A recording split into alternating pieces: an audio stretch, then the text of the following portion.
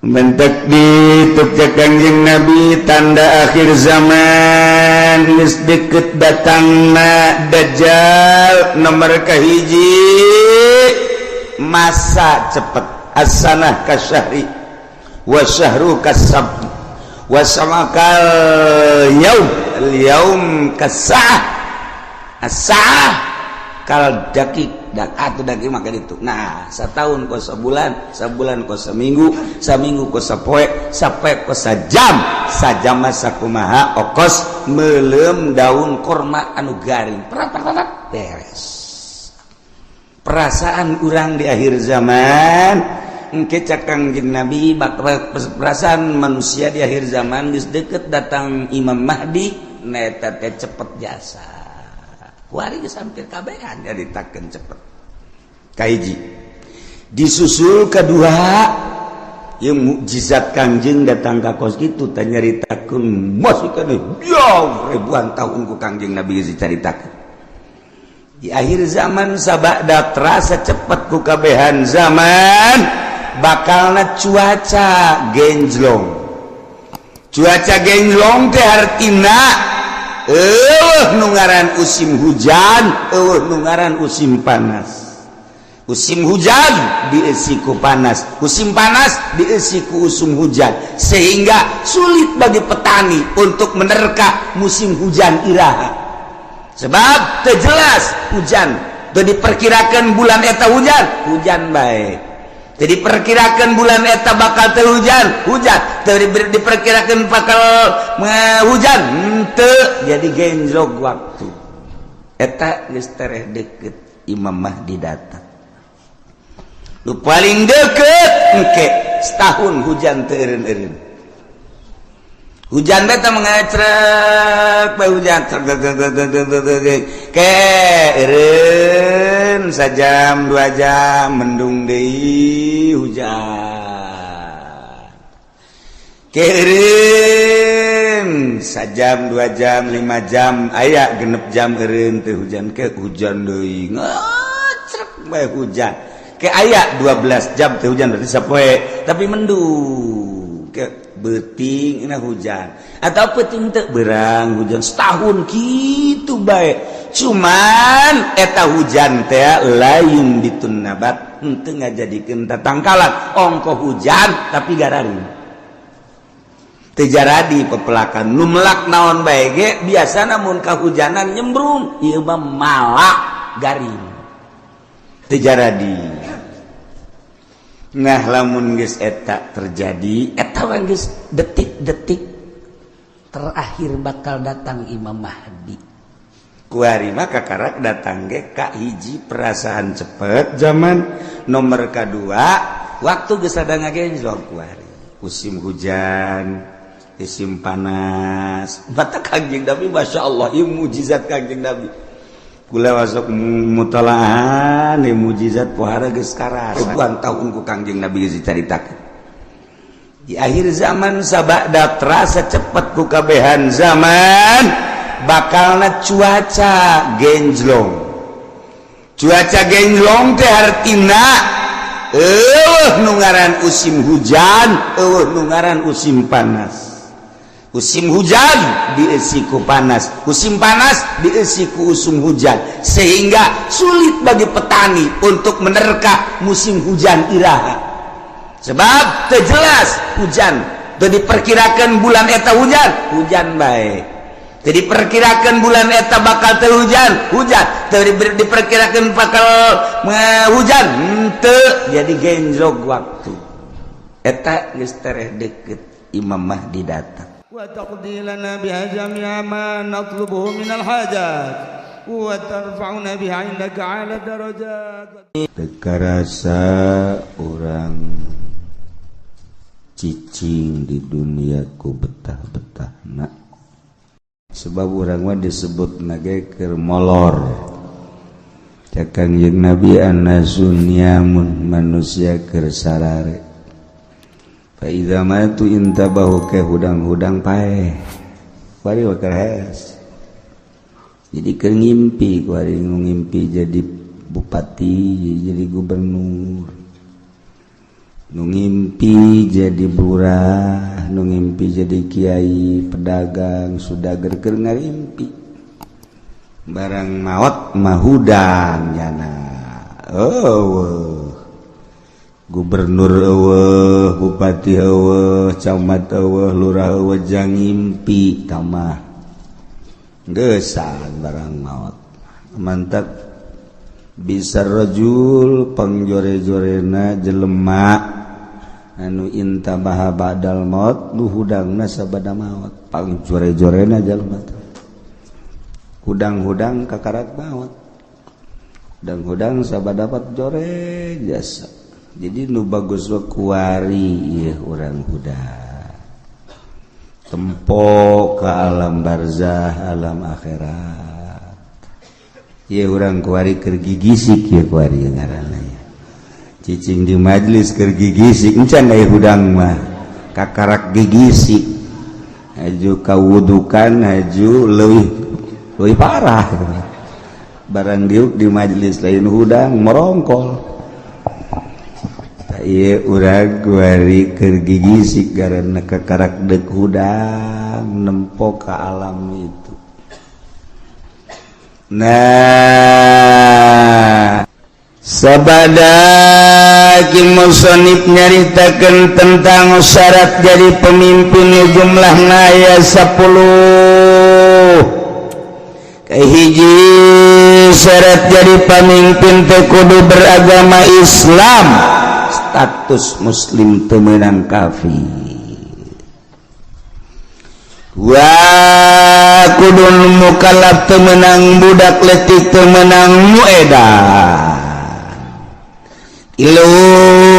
Kudu urang merdeka, teu meunang kasipatan kuroki amat hamba teu beunang. Opat jakaron kudu lalaki ulah cewek, ulah awewe gesing hade. Lamun geus diulah berarti bakal namun dipilih nimbulkeun karusakan tur nu milihna doraka. Sing hade nu kamari pernah milih awewe kudu ditobatan. Cenah teh mah kiai meureunanan teh mah nu ulah ge cak kiai di kulon, ulah ge imam salat awewe, imam pamimpin mah teu da naon sakeun. Oh kiai ongkoh nyana maca kitab tilok, berarti kiai si tilok baca kitab, macana Quran. Lain kiai teu kuyai mun nya ge maca kitab ieu ta baca tazakaron. Jadi kiai pan di negara urang mah lain negara Islam, negara demokrasi sarua. Ketika urang berhadapan jeung masalah eta, urang babagi supaya ulah terlalu jero teuing kasalahan urang. Geus masalah demokrasi nyieun kasalahan meleg-meleg atuh ulah keun beta mah nyieun aturanna demokrasi. Urang kuari mah ulah terlalu ketiban tangga, jatuh ketiban tangga jadi rengsek teman. Kayak gitu bara jatuh doang teu ketiban rada deres bae paling ringsek doang geus.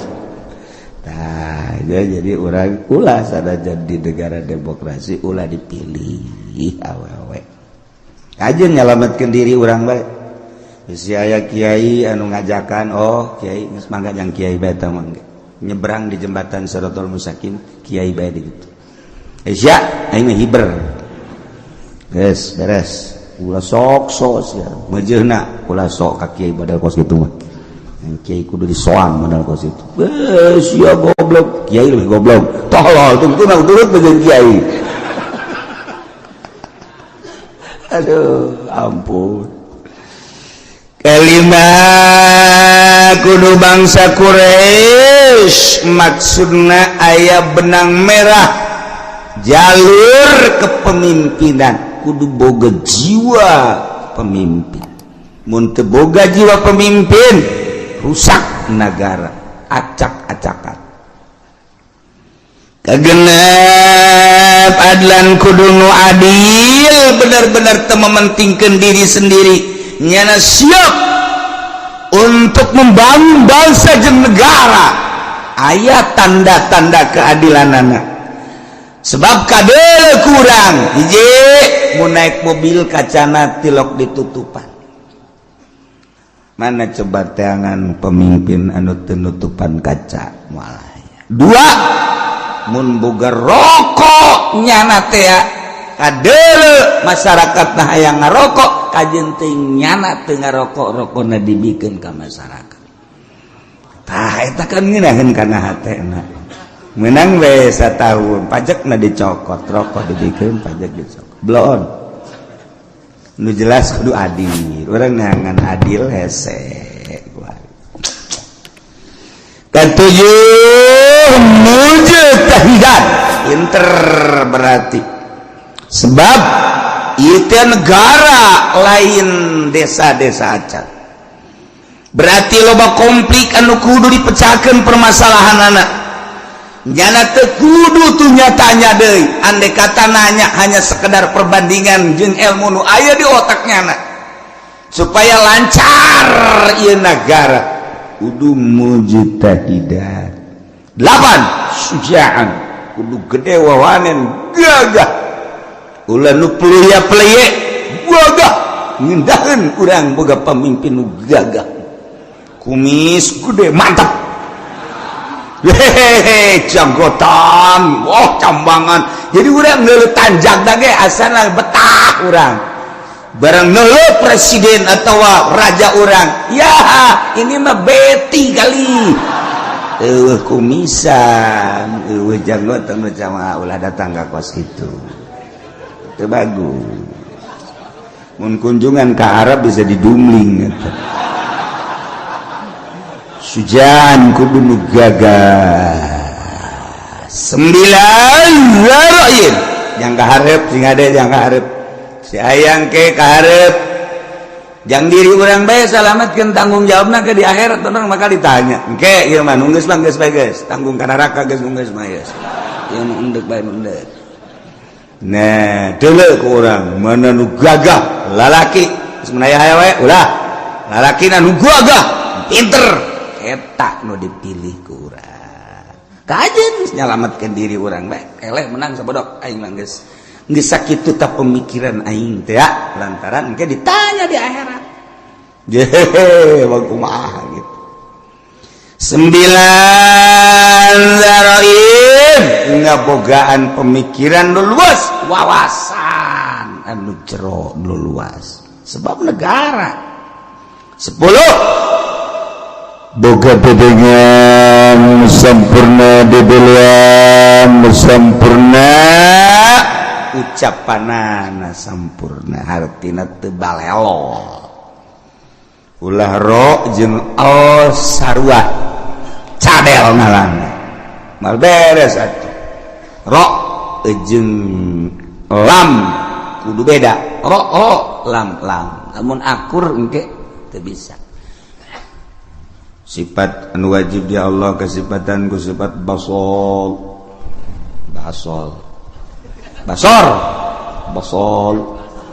ro basol panjana cadel jadi basol ro lain l untungna dikurangan sifat wajib di Allah sifat baso baso aing re teu bisa lam salah mending baso kan jadi salah tuh itulah persyaratan jadi pemimpin imamul azam presiden raja atau di bawah dunah yakni gubernur bupati camat lurah termasuk RT itu teh raja RT teh sakarajaannya ada sa RT urang jadi takeun RT raja atuh pakai celana pendek pada RT raja kuari deuk nyaritakeun kasahanana jadi imamah kumaha ieu sahna nyana jadi pamimpin seseorang anu memenuhi persyaratan 10 tadi sesuai dengan kriteria anu tadi nyana bisa sah memimpin bangsa kutilu perkara. Nomor kahiji wa tan'aqidul imamatu bil bai'ati wa tan'aqidul imamatu bisa kabundel nyangred sah maksudna jadi pamimpin sifat pamimpin yakni imam presiden gubernur bupati bil bai'ati ku bai'at di bai'at di zaman baheula pertama nu di bai'at ialah Sayyidina Abu Bakrin Siddiq radhiyallahu anhu. Pertama nu di bai'at jadi pemimpin adalah Sayyidina Abu Bakar Siddiq. Seluruh sahabat anu ngabogaan wawasan anu sampurna berpangkat ijtihad mujtahid berbagai kelompok tina kelompok dicepol untuk mengesahkan kepemimpinan Sayyidina Abu Bakar Siddiq radhiyallahu anhu. Datangkeun Sayyidina Abu Bakar bari Sayyidina Abu Bakar mungeun Sayyidina Abu Bakar cerik Sayyidina Abu Bakar ketika dipilih jadi khalifah embung. Masya Allah sarua ketika Sayyidina Umar di bai'at jadi pemimpin sarua setihun Sayyidina Umar lantaran sarua jeung ngangsongkeun diri ka seuneu. Nomor kahiji di bai'at lain hayang di bai'at tapi masyarakat tokoh masyarakat ngabai'atnya dijadikan pemimpin. Mentek dituk Kanjeng Nabi tanda akhir zaman geus deukeut datangna Dajjal. Nomor kahiji masa cepet as-sanah kasyahri wa syahru kasabti wa samakal yaum kasa'ah as-sa'ah kal dakik atau daging makan itu. Nah, setahun kau sebulan, sebulan kau seminggu, seminggu kau sepoe, sapoe kau sajam, sajam sakumaha okos melem daun korma anu garing. Perat beres. Perasaan urang di akhir zaman, engke Kanjeng Nabi perasaan manusia di akhir zaman geus deukeut datang Imam Mahdi, neta teh cepet jasa. Kuari geus hampir kabehan jadi takeun cepet. Kahiji disusul kedua yang mukjizat Kanjeng datang ka kos kitu teh nyaritakeun masikeun ribuan tahun ku Kanjeng Nabi geus dicaritakeun. Di akhir zaman sabada terasa cepat ku kabehan zaman bakalna cuaca genjlong. Cuaca genjlong teh artina nu ngaran usim hujan, nu ngaran usim panas. Musim hujan diisi ku panas, musim panas diisi ku usum hujan, sehingga sulit bagi petani untuk menerka musim hujan iraha. Sebab terjelas hujan, teu diperkirakan bulan eta hujan baik. Teu diperkirakan bulan eta bakal teu hujan, teu diperkirakan bakal hujan, teu jadi genjlog waktu. Eta geus tereh deukeut Imam Mahdi datang. Nu paling deket engke setahun hujan teureun-eureun.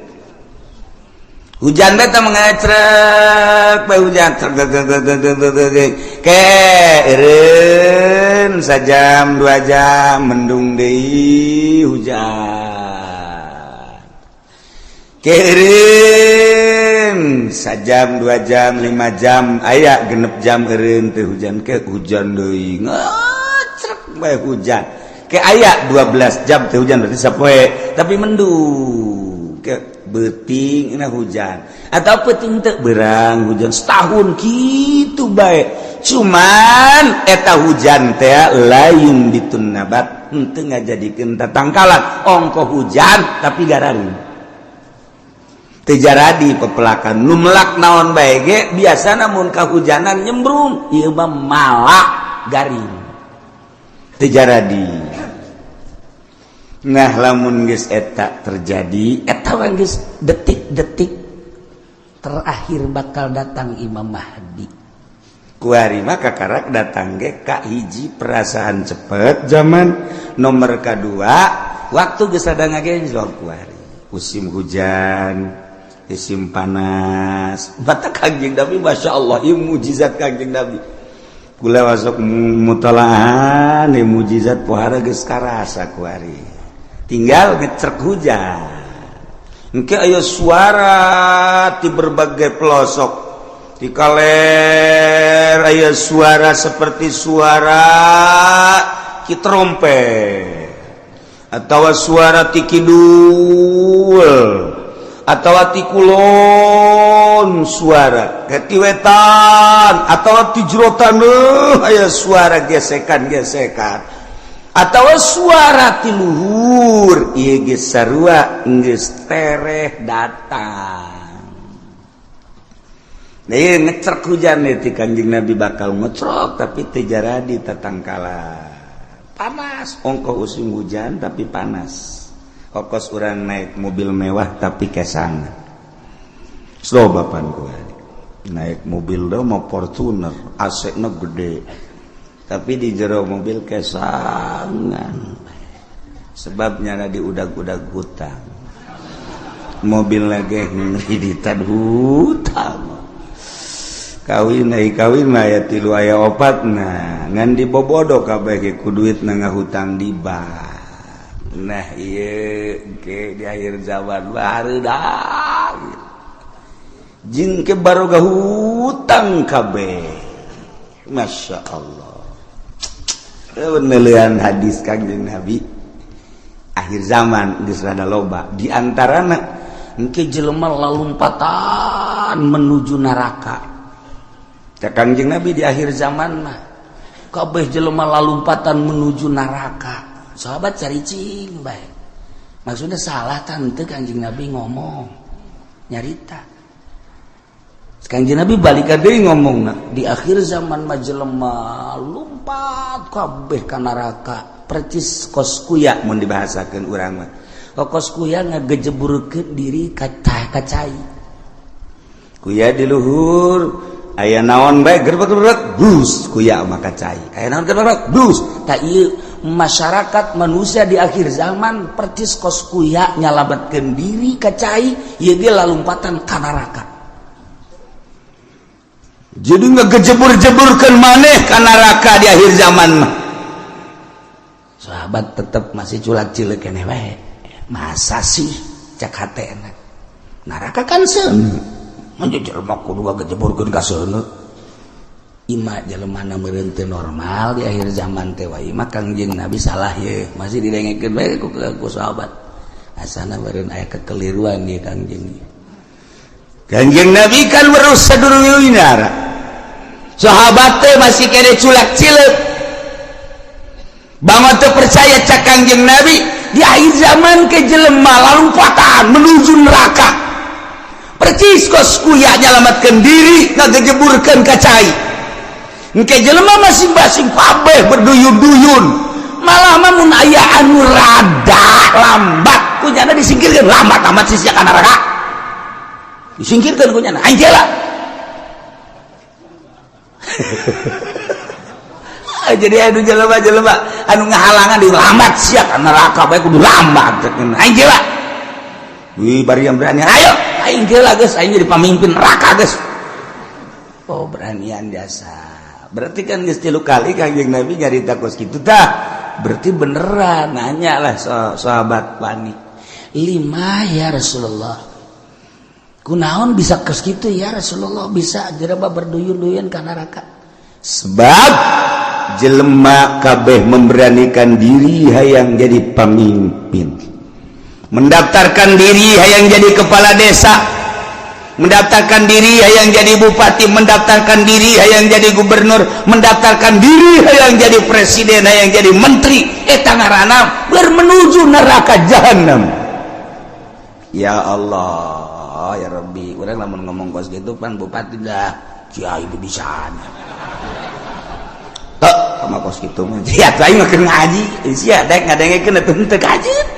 Yai mah ngaji ge ieu bangsa jeung jelema nu kos ka dieu be nu laletik aing. Mungkin dia mah teu kudu ngaji geus, sia jeung Kiai Golkar bae ka ditu. Aing mah keur nyaritakeun akhir zaman. Mun teu percaya datang bae dibere kitabna baca ku sia.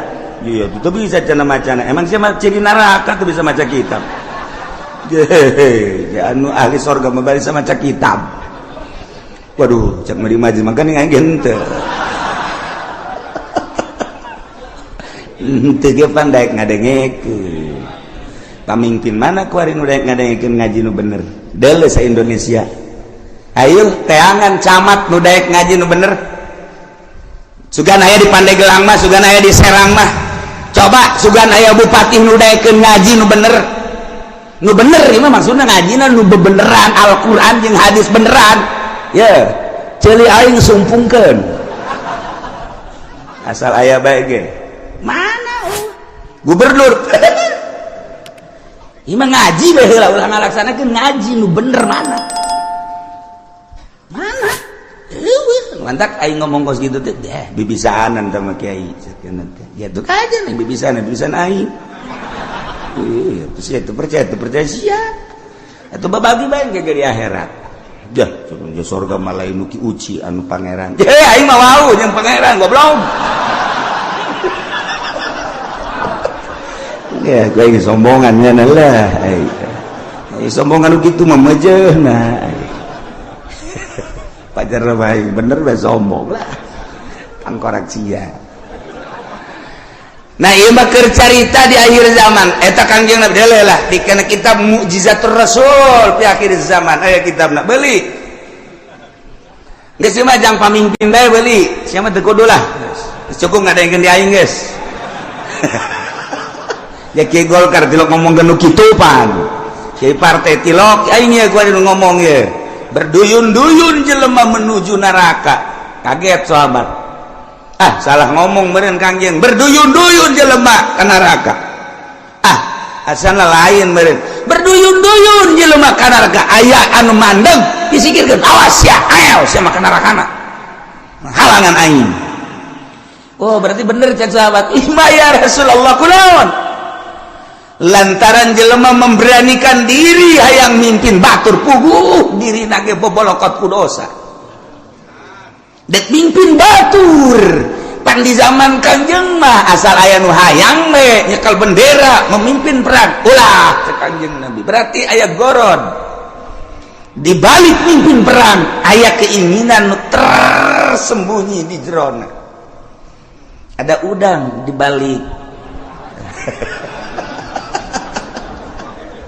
Aduh, ya ongkos nulungan rangda.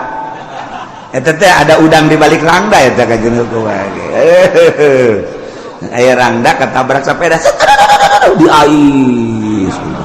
Eta teh lain sangais-gaisna. Mun ditanya karunya jasa katabrak sepeda cek cenah. Isukna aya nini-nini katabrak motor diantapkeun ku nya. Goblok tadi pendi blon.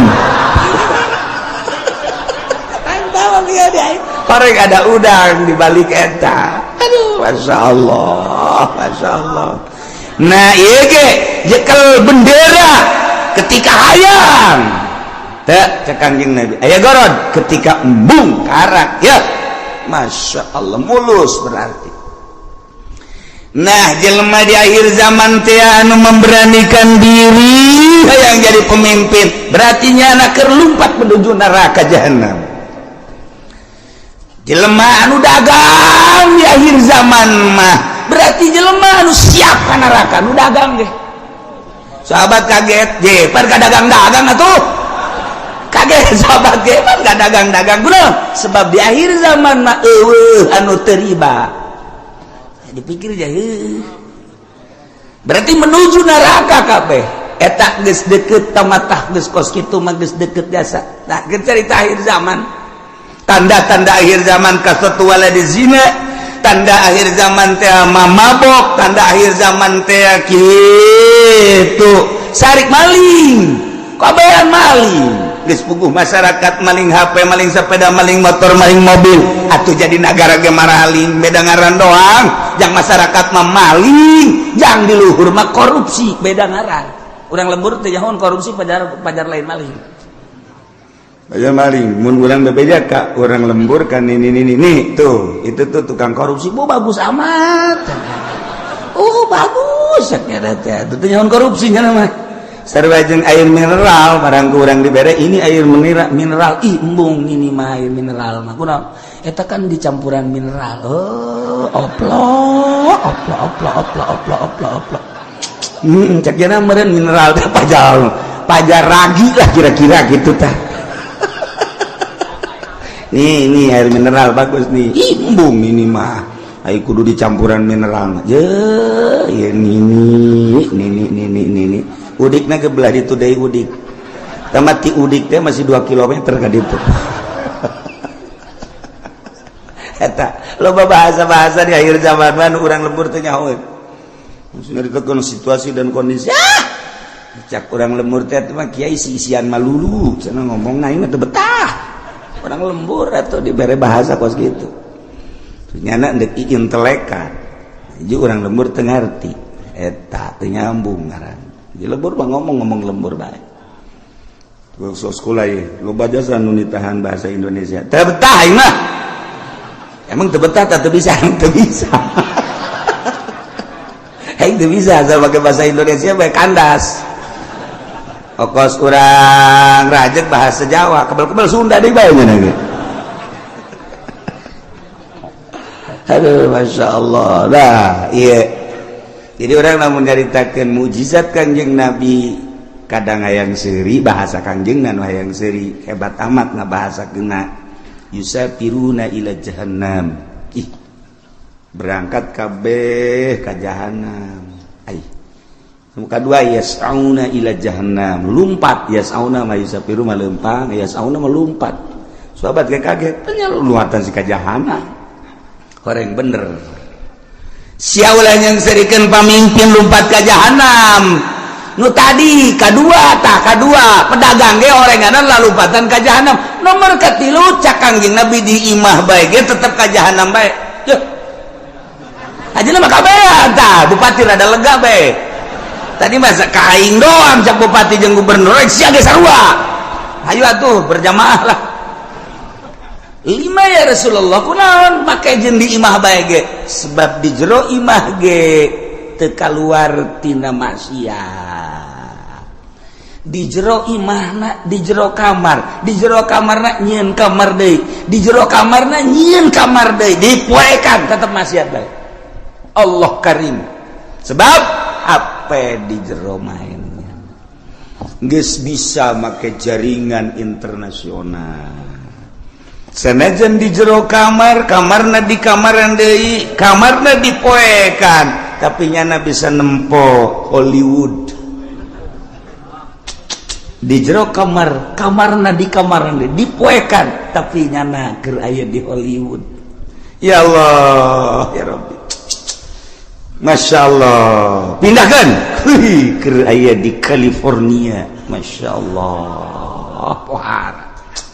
Ya Allah, jauh teuing lah ke California mah, pencet deh Texas. Woi, cek nini eta sih negara mana? Ulah lo ngomong nih. Nini mah nini bae nyahona paling ge bojong bae, kendal dan nyahona bangsa nu karari itu bae, teketos bae.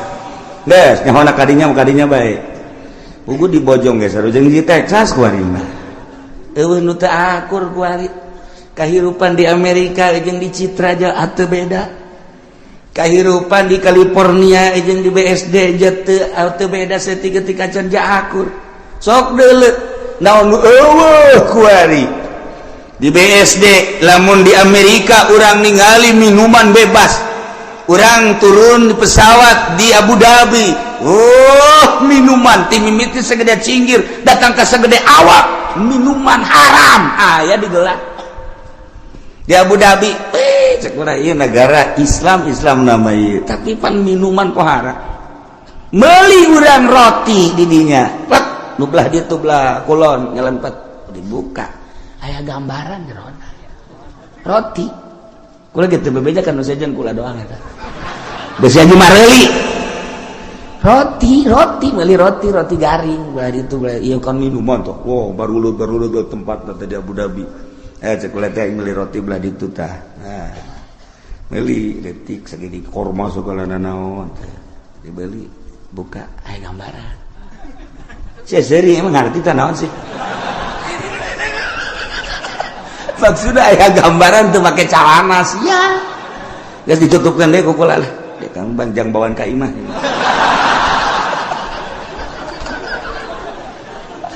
Masya Allah karim. Beres.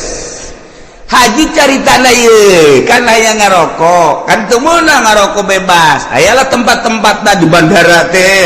Di ditu hiji dia ya, karena ada sepi di dia ya. Ulah asup ka dinya. Keur asup mah kula sorangan. Meunang meureun samenit, brus urang baru le datang. Marah ke calana. Make sakieu. Ya aing betah ya cek.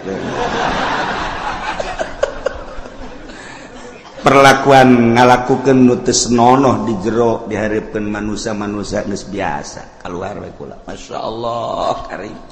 Eta di Abu Dhabi, kos kitu di Abu Dhabi encan di jerona eta kakarak di bandara. Masyaallah karim, encan di Amerika na, encan di Inggris, encan di Jerman, di Prancis. Teu kudu jauh-jauh di urang emang kumaha gitu. Masyaallah. Tanyakeun ke kacamat ge. Nanyakeun ka camat berarti rahasia. Geus teu kudu nanyakeun ka urang lembur ka camat anu gaul tapi camat. Saha? Teu jauh kula wae, teu jauh gitu. Jauh jasa. 1 2 3 4 camat nu gaul nu sok biasa kapangi di satelit. Terus siapa semuanya satelitnya tadi mana? Dasar lembur sih mah. Kampungan. Kos gitulah Indonesia eta ge Tangerang. Mantak berduyun-duyun menuju neraka. Di akhir zaman geus eueuh anu henteu lumpat ka neraka. Cerik kabeh sahabat ketika cerik tetapi aya keneh manusia di eta zaman anu tetep ngomongna teger bae nyana menjaga mata ceuli jeung sajabana tetep bae ka Allah. Eta teh cek Kangjeng Nabi saeutik na geus saeutik deui. Qolilan bahasa qolil teh saeutik. Aqol min golil. Jadi itu bahasa Kangjeng Nabi aqol min golil. Leuwih saeutik tinu saeutik jasa mun cak urang. Saeutik jasa. Eta ge direntogan bae ku bangsana deui. Nyana negakeun ke hak, negakeun adil, jujur dina kakarak nyarita doang geus direntogan ku berbagai tokoh, ku berbagai masyarakat, ku berbagai tapi tetap aya bae cek Kangjeng Nabi. Datangkan ke Imam Mahdi turun, datang ke Dajjal. Aya bae hiji mah. Setiap negara kabupaten dibere ku Allah hiji. Cuman geus hese nyalametkeunana sakadar nyarita. Iyalah Kangjeng Nabi nyaritakeun mukjizat di akhir zaman. Geus kuari mah zaman geus karasa cepet, waktu ngageser geus encan doang hujan ngecerep satahun. Angkep.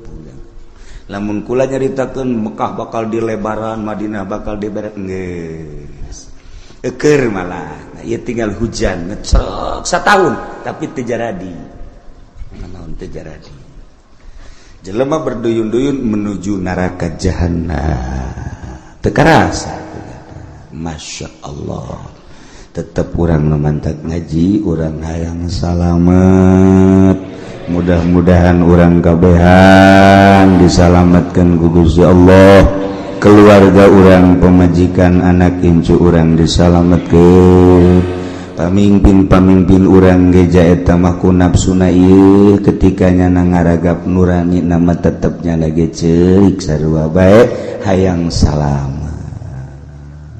mudah-mudahan dibere babalik pikir kemudian nyana bisa ningali ke arah anu salamet. Amin ya robbal. Watanakidul imamatu bisa sah jadi pamimpin jadi presiden bil bai'ati ku di bai'at wal asahu nurutkeun cekal asah bai'atu ahli hilli wal iqdi saha minal ulama'i war ru'asa'i wa wujuhin nas alladzina yatayassaru ijtiba'uhum. Artina nu milihna teu kudu keseluruhan negara nama bentukna khalifah tapi praktek memilih nama bai'at kulantaran bai'at teh aya bai'atu ahli hilli wal iqdi berarti aya pemilihan demokrasi sebab ketika harita nu hendak dipilih diangsongkeun tilu tokoh lain bae Sidina Abu Bakar Siddiq ayat tilu cuman nu dipilih Abu Bakar Siddiq berarti kan hampir mirip secara demokrasi pemilihan anak dipilih biasa. Nah ieu keur carita memilihna wal asau bai'atu ahli hilli wal iqdi henteu kudu keseluruhan masyarakat nu buta dituntun nu torek dituntun nu nini dituntun teu kudu. Jadi dipilih per desa sabaraha nu boga wawasan untuk maju. Lamun sakecamatan sabaraha desa pilih per desa teh mun sadesa aya 18.000 manusia. Kemudian diperkecil deui ku ari mah di kitu naon ngaranna dipekarkeun jadi 8.000 atau 7.000 per desa. Eta nu 7.000 tingali per kelompok-kelompok nasasi nu boga wawasan untuk maju ieu teh jang keselamatan bangsa jeung negara ahli hilli wal iqdi. Geus ulama nu milihna ulah diberean duit di umrah-umrahkeun supaya manehanana milih segala dibere motor dibere mobil aduh eta mah sogok menyogok ngaranna. Lamun aya kiai nu narima sogokan ti pemerintah sogokan ti jelema-jelema nu endek calon eta berarti kiai keur lumpat nerleng bae dek menuju neraka jahanam. Teu kudu ese dengan kiai kos gitu. Lamun aya jelema kiai dek milih pemimpin tapi jana menerima sogokan ti partai, ti ketua, ti kandidat, berarti eta kiai keur ninggalkeun masyarakat bak menuju neraka jahanam. Tinggal kukula ada ditanya aya eueuh kiai nu kos gitu. Aya. Lamun aya pang nyebutkeun saurang. Coba ulah isin-isin saurang be di Tangerang be teu kudu ka sarang-sarang Tangerang aya weh aya urang Pasar Kemis aya weh sia aya bae kagak deketan ka Cilomok sia sia mah deuk ka aing meureun kajen kumaha ge dasarna sia mah ekstrim.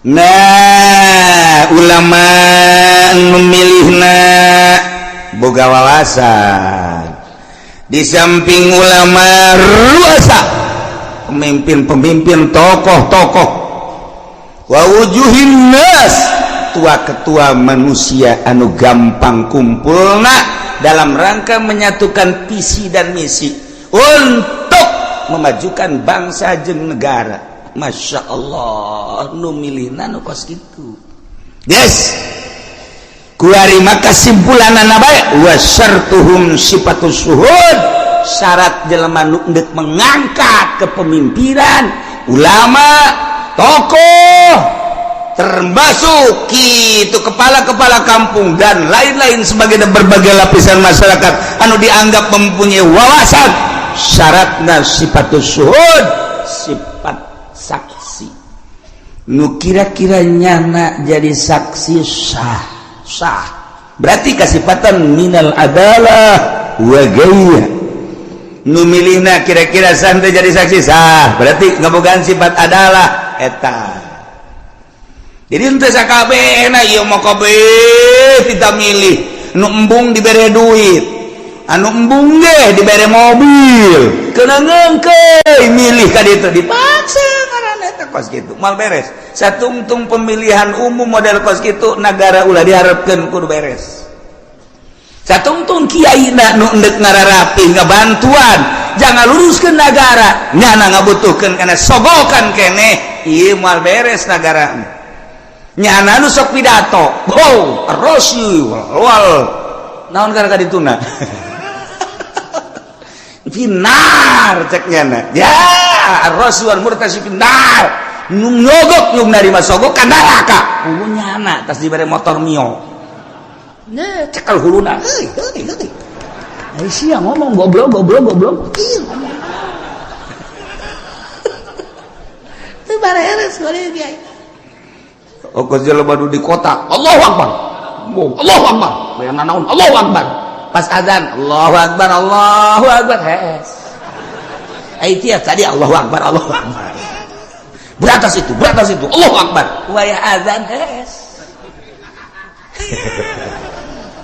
tekan teu beres eta geus balikan urang ngaji kuari hudangkeun awak urang nu keur hes supaya gigisi tempo gerak ke alam barzah ulah neulean batur awak kurang bakal dibaringkeun di alam barzah teu nu dibawa kabeh ge sugih teu dibawa gagah teu dibawa kabeh ngan awak kurang we jeung boeh dibukakeun ieu na ditempelkeun pipi urang kana taneuh sakadar urang gagah sakadar gagah keur hirup paeh mah geuninganan kos kitu sugih keur hirup paeh mah geuning kos kitu baring bae bentakeun mata hate urang aing teh bakal kos kitu kabeh nu daek milu rekan-rekan ngan sakada datang ka bibir kuburan pemajikan jeung anak datang ka bibir kuburan doang pemimpin urang kepala urang mun urang bawahan ngan datang ke bibir kuburan doang selesai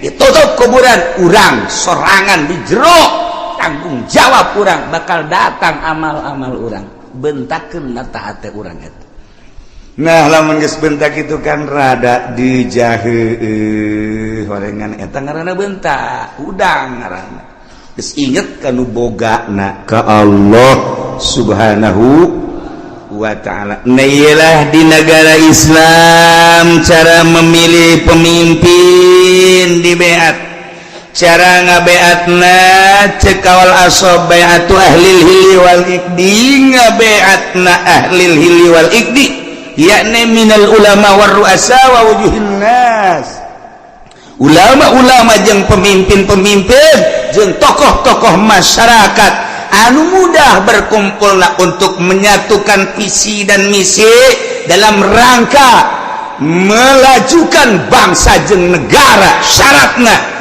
sifatus suhud kudu sahnyana jadi saksi berarti kesifatan ku sifat adalah ulah kabehan memilih jam milih nage nya nama henteu boga wawasan jeung ngemajukeun umat bangsa jeung negara teu boga pikiran kumaha ieu bakalna lamun dipimpin ku seeta negara urang perpolitikan perekonomian perbudayaan leuwih agama lamun urang geus nyaritakeun agama kan mayoritas di Indonesia mah urang geus korban Jakarta geus dipimpin lain ku muslim tapi ku kafir teu beurang di jerona ka aya musliman eta geus bentuk kasalahan mangga bae ieu negarana demokrasi kan tetep bae urang teh hese ngayakeun muludan di Jakarta cobalah gubernur dipersilakan untuk nyambut ayo nyanang ke kumaha nyambutna wih sebuah nirwana lain Kangjeng Nabi nyarekeun nirwana golok ya nyaritakeun rajaban panggil coba mal bisa jadi geus eueuh agama mah macet sedangkan Indonesia mayoritas agama atuh kudu dihormati mayoritas kajian kuku mah nu mantak tiba heula di urang mah negara demokrasi terpimpin teu murni Ente bisa nuturkan Amerika langsung ke pusat ka ditu secara utuh sebab lawan mayoritas Islam loba ulama-ulama loba wali-wali kesenjangan atuh lamun kos kitu sebab lawan paling istimewa agama mah Islam sebab di Islam mah kabeh merasa terhormati Kristen dihormati ku Islam mah Buddha dihormati ku Islam Katolik dihormati pokoknya masing-masing tetapi anu bercokol memimpin tetap kudu Islam nyana tetap dinaungi tingali riwayat para khalifah tingali riwayat para khalifah khulafa ur rasyidin